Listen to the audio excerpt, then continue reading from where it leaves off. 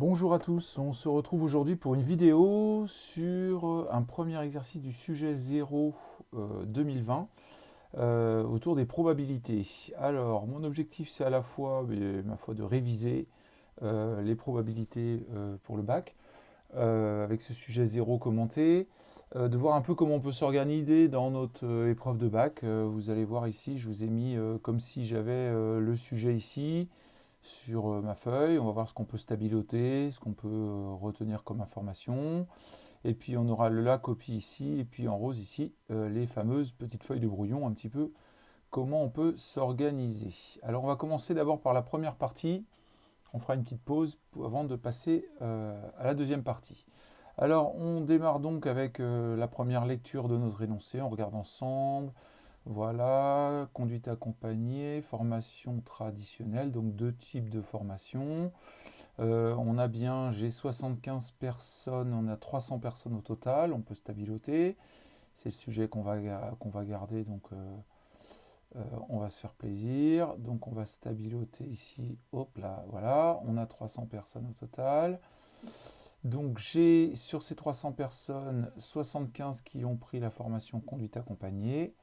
Et le moment important, c'est parmi elles, donc ça sent les probas conditionnels. Parmi les personnes qui ont suivi la conduite accompagnée, 50 ont réussi l'examen. Même chose pour le deuxième, 225 personnes qui se sont présentées à l'examen en formation traditionnelle. Et parmi elles, 100 ont réussi l'examen à la première représentation, 75 à la deuxième et 50 à la troisième. Bon, ça sent les probas conditionnels.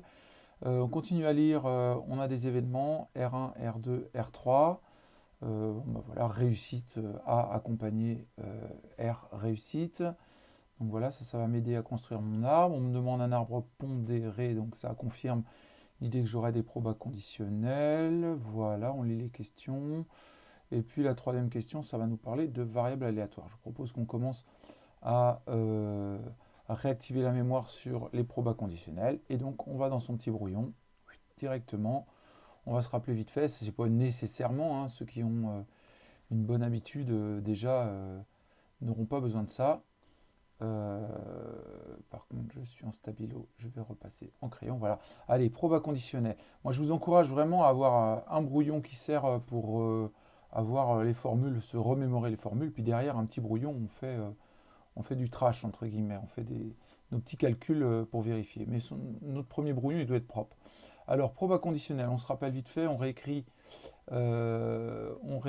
au crayon un petit arbre de proba conditionnel vite fait. Donc on aurait A bar, et puis on se rappelle vite fait si j'ai R1, R2, R3, voilà, R1, R2 et R3. On va peut-être pas tout le remplir tout pour l'instant. Ce qui m'intéresse, c'est de savoir voilà, les formules, réactiver les formules. Ici, on a bien P2A.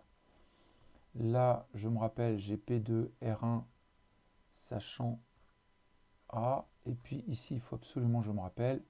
Donc j'aurai ici le calcul d'une branche complète. J'aurai P2, R1, inter A ou A inter A1. R1, c'est pareil. Qui sera égal à P2A multiplié par P2, R1, sachant A. Voilà. On se remémore les formules. On peut se rappeler la formule de proba totale, c'est P2R1 par exemple, qui sera égal à P2A inter R1 plus P2 A bar inter R1. On rappelle, on a une partition de l'univers, voilà. Voilà, formule des probabilités totales. Qu'est-ce que je vais avoir besoin de savoir sur les probas conditionnels? Peut-être la formule de base, hein. P2 R1 sachant A, dans ce sens pourquoi pas. Eh bien c'est P2 R1 inter A divisé par le sachant, donc divisé par la probabilité du sachant, divisé par P2A. Bon voilà, j'ai déjà des bases, là on va pouvoir rentrer dans le vif du sujet et puis essayer de construire le début de la première question de l'arbre pondéré. D'accord? Donc c'est cette idée, je mets des choses en place sur mon petit brouillon. Et c'est pas un brouillon bazar, hein, c'est un brouillon où je vais vraiment organiser mes choses. Et puis donc on va pouvoir passer à la rédaction. Donc première question. Euh, je vais repasser. Donc on est bien à la question numéro 1. Voilà, excusez-moi avec mon crayon, je prends la main. Donc question numéro 1, il y a certains élèves, on note bien les numéros des questions, on s'organise bien. Donc construire, on relit la question, c'était donc construire l'arbre pondéré qui représente la situation. Donc on a 300 personnes interrogées et parmi ces 300, il y en a 75 qui font conduite accompagnée et 225. Vous voyez que la structure fait que on va travailler, on va démarrer l'arbre avec le sachant là. Vous voyez, 75 personnes ont suivi. Donc vous voyez, c'est sachant conduite accompagnée. Donc ça, c'est l'indication qui nous dit que l'arbre il va commencer par A et A bar. Donc on peut commencer à construire notre arbre avec donc A et A bar. Voilà, peut-être qu'au brouillon, on peut peut-être. Le fait de l'avoir fait au brouillon, ça nous dit déjà les éléments, hein. J'ai 3 branches plus 2, donc ça nous donne à l'avance la place qu'il va falloir. Un petit peu de place pour mettre les noms des événements. 1, 2 et 3. Voilà, et puis on va pouvoir indiquer le nom des événements, A bar, et puis R1, R2 et R3. Alors, je ne vais pas le remplir complètement, je vais faire une copie complète juste à côté après. R2, R3. Hop là, j'écris mal là, R3. Évidemment, si vous trouvez la question évidente, vous avancez dans la vidéo, hein. Elle va prendre du temps, mais vous pouvez la passer, bien entendu. Donc on avait 75 sur 300, donc on va mettre les probabilités de A.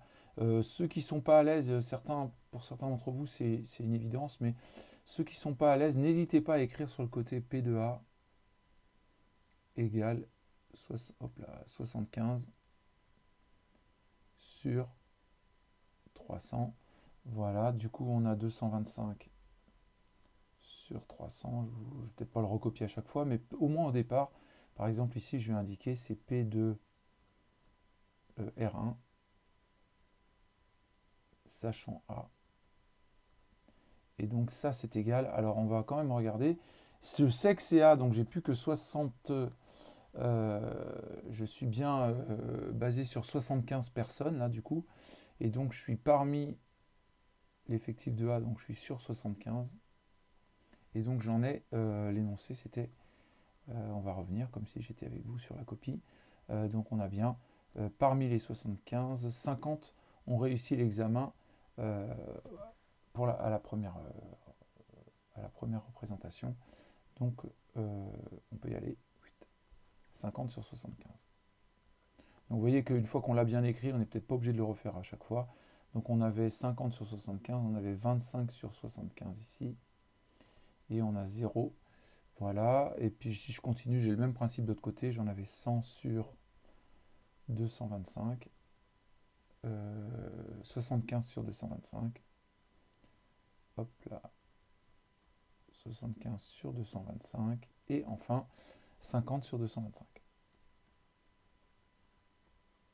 Ben voilà, c'est tout, j'ai mon arbre, et on retiendra que si je veux faire P2A inter R1, ben je ferai la totale de la branche en faisant P2A fois P2R1, sachant A. On remonte à la deuxième question. Donc vous voyez, là, il n'y a pas eu besoin du brouillon plus que ça, on peut y aller en direct, hein. B, montrer que la probabilité qu'une personne interrogée ait réussi l'examen a que la personne interrogée ait réussi l'examen à sa à sa deuxième présentation, et montrer que cette probabilité est égale à comment est égale à 1 tiers. Voilà. Alors, deuxième représentation, on regarde dans l'arbre. Réussite à la deuxième représentation. Vous voyez que vous les avez là, hein, en deuxième représentation. On est là et on est ici. Donc, ça sent la formule des probabilités totales. Donc, on peut écrire directement d'après la formule de proba totale, ou éventuellement dire que A et A bar forment une partition de l'univers. Donc, on peut y aller directement, c'est la question 1b. ici. Donc A et A bar, je vais mettre en bleu, en noir. A et A bar forment une partition. A bar forme une partition de l'univers.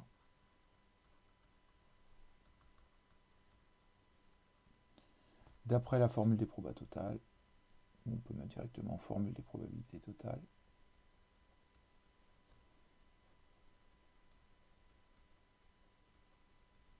Des probabilités, je suis sur une copie de bac. Hein. Total. P de A, alors c'est P de R2. Alors on ne met pas les calculs directement, hein. On peut mettre l'intersection, c'est P de A inter R2 plus P de A bar inter R2. Bon, et puis là on peut se permettre, normalement on devrait pouvoir écrire c'est P de A fois P de R2 sachant A plus P de A bar fois P de R2 sachant A bar, mais l'habitude fait qu'on peut travailler directement 75 sur 300 multiplié par 25 sur 75 plus, donc on est à 225 sur 300 multiplié par 75 sur 225.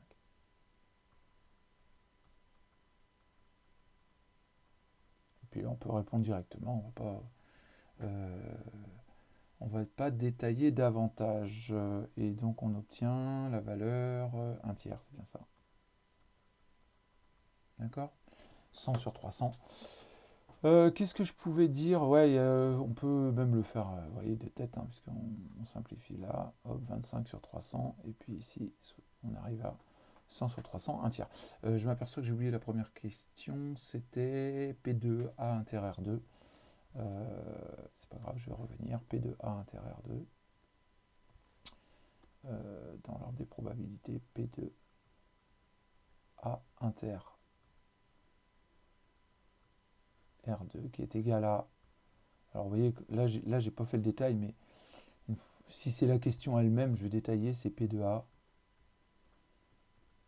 multiplié par P2 R2 sachant A. C'est-à-dire, donc on vient de le faire, 75 sur 300. Non, c'était bien ça. 75 sur 300 multiplié par 25 sur 75. Voilà, donc on simplifie les 75, ça fait 25 sur 300, ce qui nous donne un 12e, je crois, je vérifie, oui c'est ça. Ok, on revient à notre petit énoncé, voilà. La personne interrogée a réussi l'examen à sa deuxième présentation. Donc, vous voyez que là c'est un sachant R2. Quelle est la probabilité pour qu'elle ait suivi une formation en conduite accompagnée? Donc là on peut traduire ça directement en question C. Oui c'est ça, question C. Voilà, on va pouvoir calculer P2 sachant R2, qu'elle ait réussi et qu'elle ait passé la formation en conduite accompagnée. Bon bah là on ne peut pas le lire dans l'arbre, hein. On est en sachant A dans l'arbre, donc là on est en sachant R2, on ne peut pas l'avoir. Par contre on peut utiliser la formule de cours. P2A inter R2 sur P2 R2, mais ça tombe bien parce que P2 R2 on vient de le calculer, P2A inter R2 on l'a dans la question d'après, et donc ça nous fait bien un 12e divisé par un quart, un tiers, et ce qui nous donne bien 3 douzièmes égale un quart. Et voilà, vous voyez, c'est cadeau. On va passer à la deuxième question maintenant. Donc je vous rappelle, on regarde ensemble.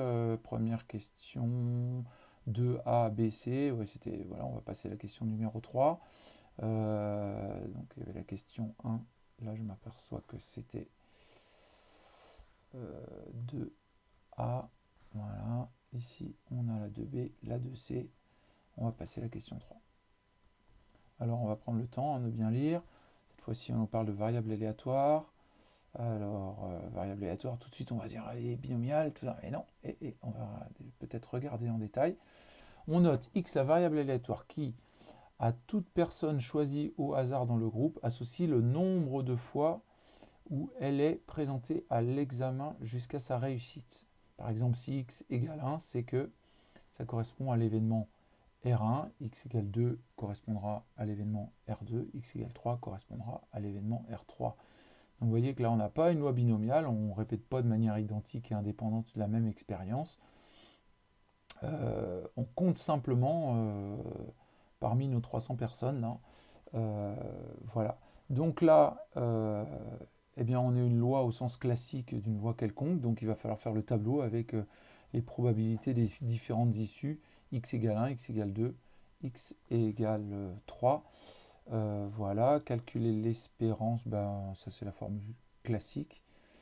Bon, ben voilà, ben, on devrait s'en sortir, c'est parti. Donc on a besoin de P de x égale 1. Avant de résumer dans le tableau, on va exprimer x égale 1 correspond à R1, x égale 2 correspond à R2, etc.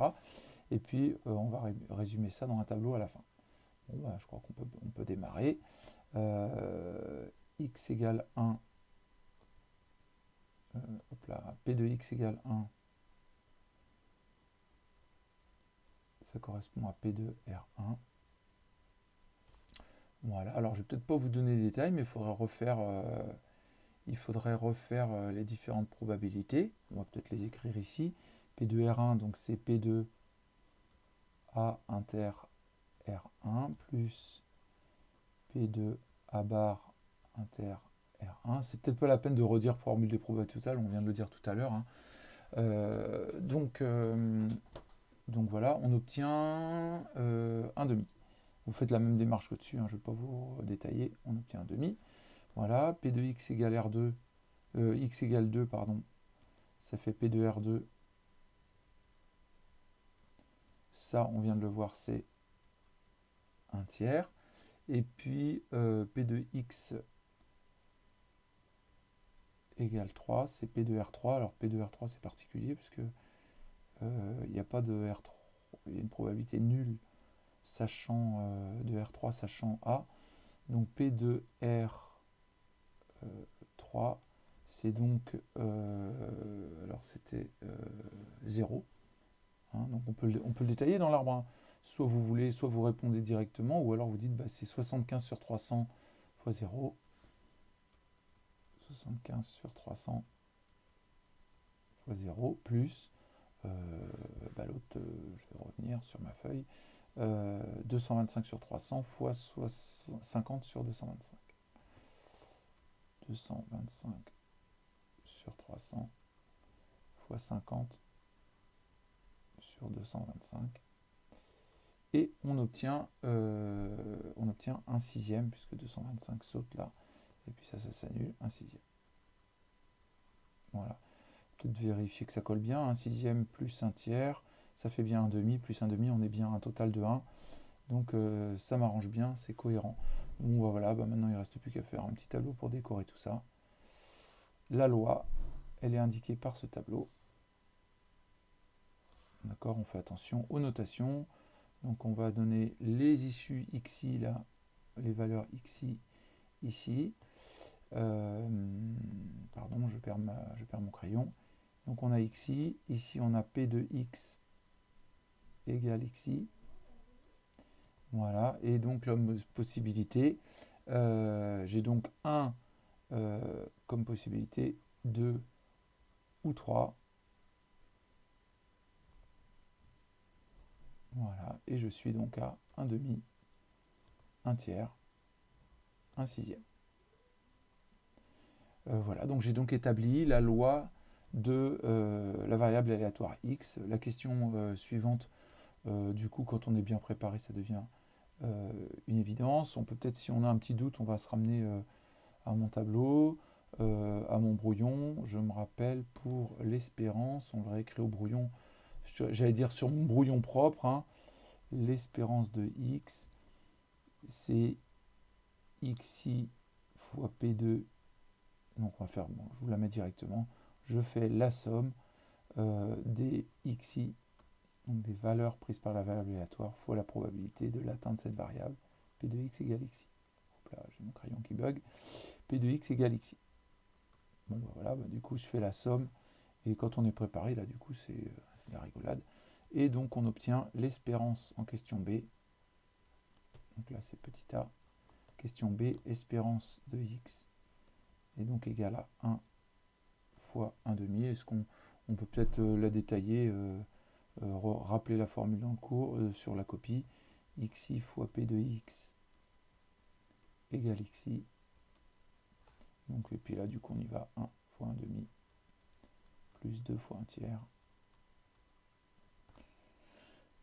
plus 3 fois 1 sixième. C'est pas la peine de détailler les calculs à la fin. Ça, on explique comment on fait le calcul. Et puis derrière, on obtiendra un 5 tiers environ égal, la valeur officielle c'est 5 tiers, environ égal à 1,67. Donc en moyenne, le nombre de tentatives, et donc le nombre de tentatives de l'examen est donc de 1,67. En moyenne, les candidats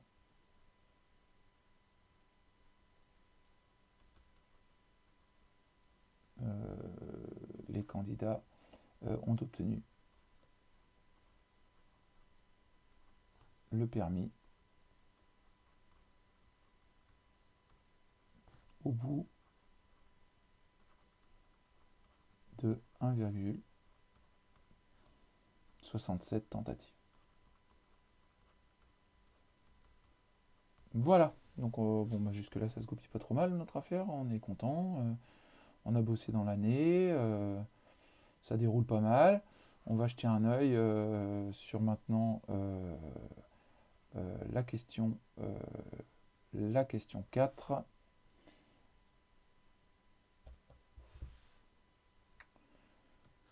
Voilà, allons-y pour cette question 4. Je m'aperçois que j'ai mon écran qui merde un peu, c'est pas grave, on y va. Alors, cette fois-ci, on choisit successivement de façon indépendante n personnes parmi 300. On ne sait pas combien on en prend. On assimile ce choix à un tirage avec remise de n personnes parmi 300. Pour le coup, ça sent quand même, furieusement la loi binomiale. On admet que la probabilité de R3 égale 1 sixième. On est content. On revient sur notre fiche et on va aller voir si ça correspond bien. Sur notre fiche, on avait trouvé R3, on avait trouvé un sixième. Cool. Donc jusque là tout va bien. Voilà. Dans le contexte de cette question, préciser un événement dont la probabilité est égale à 1 moins 5 sixième puissance n. Alors ça, normalement, vous l'avez assez travaillé pour voir apparaître le au moins égal à 1. Donc le au moins égal à 1, ça nous dit que on va être sur de la loi binomiale, bien qu'on puisse le faire sans. Alors dans le cadre des révisions, je vais quand même le corriger avec mon contexte de loi binomiale. Alors, je rajoute une petite page, je demande une page au candidat, au surveillant. Voilà, j'ai une nouvelle page. Question 4. C'est parti. Donc là, on ne va pas pouvoir parler de x, mais on a un tirage répétition identique et indépendante de n individus de manière aléatoire. Donc on va, sur des épreuves correspondant à des épreuves de Bernoulli, donc on considère la variable y égale au nombre. Alors, je pourrais l'essayer au brouillon quand même. Hein. Je sais pas, je vois bien qu'il y a du n. Maintenant, est-ce que c'est un sixième, 5 sixième? On va voir au niveau du brouillon. La variable aléatoire égale au nombre de candidats parmi n. De candidats parmi n.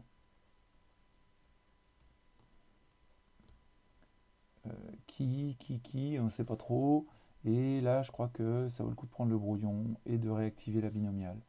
Donc, je vous rappelle, on prend son brouillon, on prend sa binomiale. Donc, je vous rappelle, si y suit une loi binomiale NP, voilà. Alors, j'aimerais bien retrouver le 5/6 là. Donc, qu'est-ce qu'on a à se rappeler de ça? On peut peut-être rappeler l'espérance de y, on ne sait pas jamais si ça sert, de y c'est np, voilà, et donc on a p de y, puisqu'on a flairé le coup du supérieur ou égal à 1 là, supérieur ou égal à 1, c'est 1 moins p de y égale 0, on l'a bien assez fait pour s'en rappeler, et si on se rappelle, p de y égale 0, c'est donc une seule branche dans l'arbre, 0 parmi n. Alors je ne détaille pas, mais vous connaissez par cœur sinon. Alors donc on a 0 succès, donc c'est p puissance 0 et 1 moins p puissance n. Donc on est avec 1 ici, donc il y a une seule branche dans l'arbre, on est à 1 moins p puissance n. Donc si dans notre résultat de cours, dans le résultat de l'exercice, on veut du 5/6, eh bien on va prendre p égale 1/6. Ça va être pas mal ça, et si on prend ça, eh bien on aurait du coup 1 moins p puissance n, ce qui ferait du 1 moins 5/6. Donc ici, si on veut avoir ça, il nous faut prendre p égale 1/6. Allons-y. Donc 1/6, c'est la probabilité de réussir l'examen au bout de 3 tentatives. On considère la variable aléatoire y égale au nombre de candidats qui ont réussi l'examen au bout de 3 tentatives.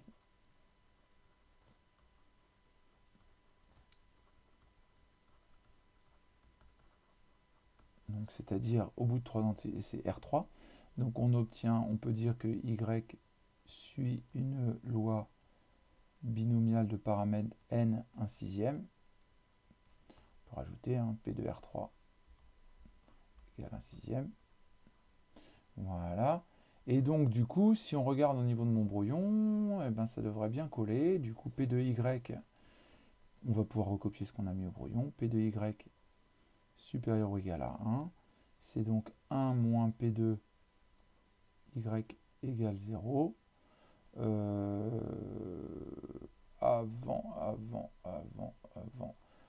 Pardon, il me manque l'argumentation ici.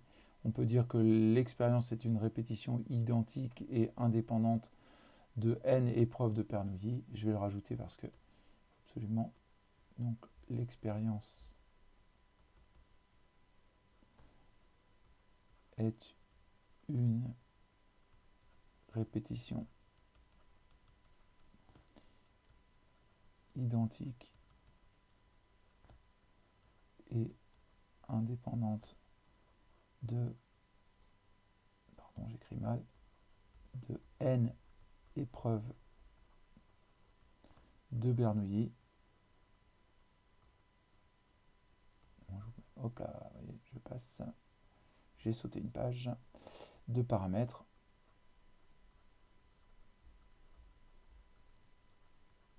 Un sixième. Voilà, donc maintenant, donc y suit une loi binomiale de paramètres n 1/6.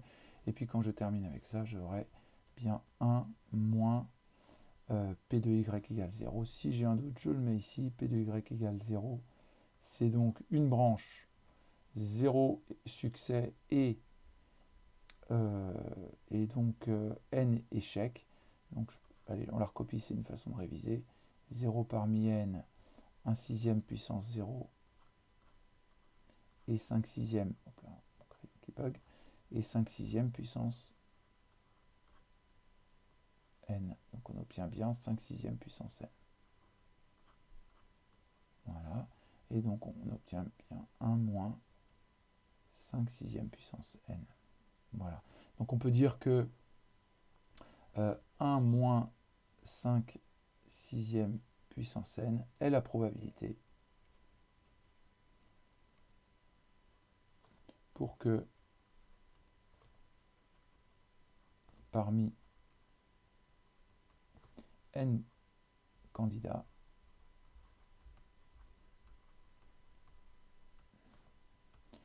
au moins un élève, au moins un tout court, au moins un candidat, hop là, candidat et réussi l'examen au bout de 3 fois. Au moins un candidat et réussi l'examen au bout de 3 fois. Au bout de 3 tentatives. Ok? 3 tentatives. Voilà. Bon. On a calé ça. Alors évidemment, un commentaire, hein, vous verrez sur la correction, les corrections proposées. On peut le traiter sans la loi binomiale. Mais je rappelle que c'est l'occasion pour nous de réviser l'argumentation autour de la loi binomiale. Pour cette raison que j'ai choisi de le rédiger de cette façon. Voilà, ben on passe avec une fonction seuil. Donc si on peut, là ça vaut le coup de l'écrire sur la copie. On dirait bien qu'on a une fonction seuil de P, on prend n égale 1, donc on va compter n égale n plus 1, et on va continuer de compter tant que ça est inférieur ou égal à P. Donc tant que ça est inférieur ou égal à P, donc on peut le traduire ici, tant que P de Y est supérieur ou égal à 1, est inférieur à P. Donc on s'arrêtera dès que P de Y supérieur à 1 dépassera la valeur de P. D'accord? Donc, quelle est la valeur envoyée par le seuil 0,9? On va le calculer par le calcul. On peut poser une inéquation. Mais en tout cas, pour l'interprétation, bah, il s'agit de savoir compter la valeur n, trouver n pour que P de Y supérieur à 1 soit inférieur à P. Voilà, bah on va donc pouvoir attaquer le calcul de n. Pour ceux qui sont en UMworks, bah, vous pouvez très bien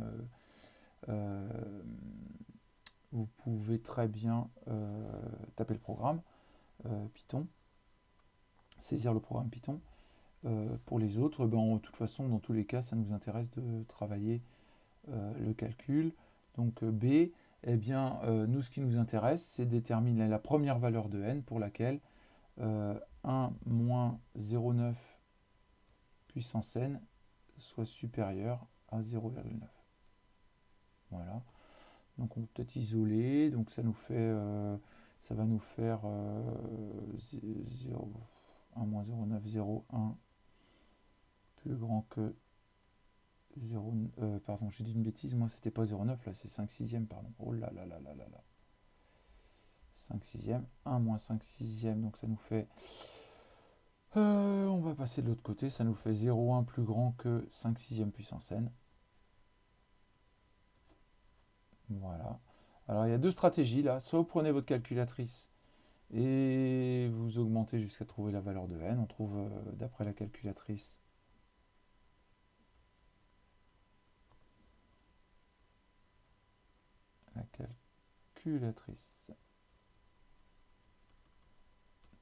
on obtient n égale 13. Et je vais vous faire l'autre méthode qui utilise le logarithme. Donc on peut passer au logarithme ln de 0,1.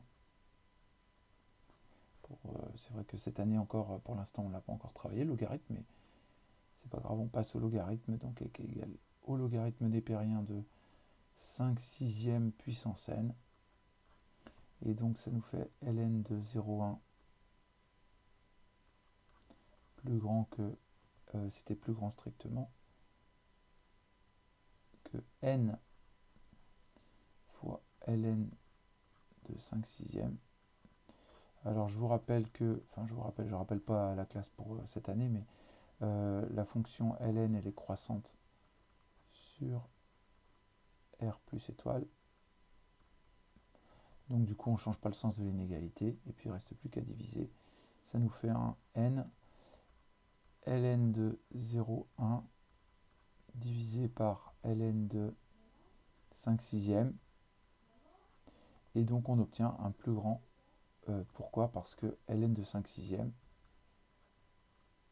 est plus petit que 0. Donc, ça change le sens de l'inégalité. Et on obtient n supérieur à, je ne sais plus, environ 12,6. Donc ça nous fait n égale 13, la première valeur qui fonctionne. Voilà. Et donc ce n égale 13 nous dira que il faut au moins «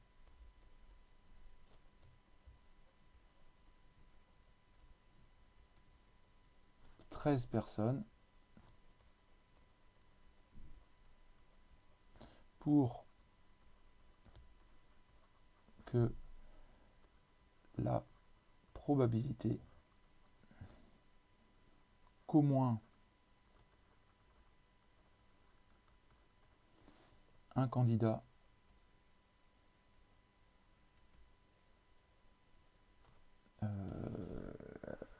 passe l'épreuve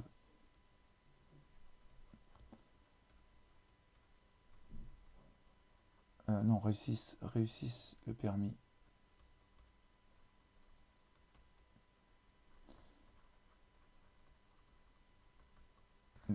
au bout de 3 tentatives.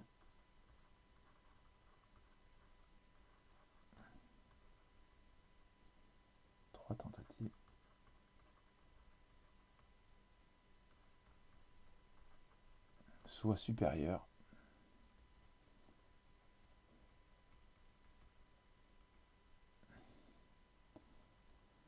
à 0,9.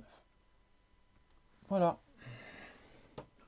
Alors, pour terminer sur la méthodologie, vous voyez que finalement, si on regarde sur la méthodologie, j'ai mon brouillon, ma copie, là ça m'a servi d'annoter des choses. Mon brouillon, finalement, j'ai réussi à dérouler pas mal de choses directement. Mais pour flairer le coup, ici, c'était pas mal pour réviser. Qu'est-ce que je peux dire? Je vais faire une petite relecture des questions après. Je vous passe quelques petits points méthodo. Je relis mes questions, je vérifie que j'ai bien répondu aux bonnes questions, que c'est bien les bons numéros de questions.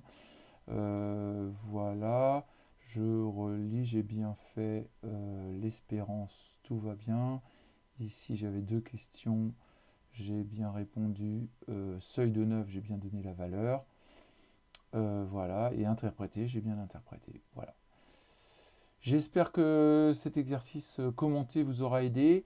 Bien sûr, il n'y a pas d'unicité de rédaction, mais je voulais en même temps que la correction vous montrer un petit peu comment on peut s'organiser sur une feuille le jour de l'examen. Dernier petit conseil, on peut s'imaginer pour ceux qui ne sont pas à l'aise, qui ont du mal, qui sont un peu brouillons, vous faites des brouillons pour chaque exo, vous séparez vos brouillons.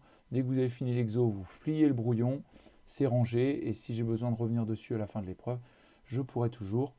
Et éventuellement, si on prend de la place, n'hésitez pas à prendre une copie double par exercice, plutôt que de mettre une question par-ci, une question par-là.